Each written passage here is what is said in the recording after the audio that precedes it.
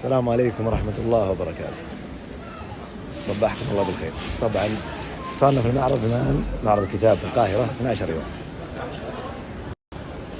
المانجا أو مانجا هي مجلة سعودية عربية،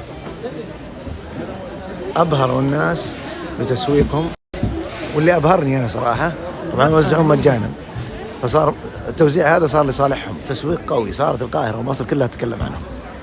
طبعا شو اللي أبهرني وأعجبني؟ الزي السعودي للشباب وللبنات هنا الله يسترهم الموظفين.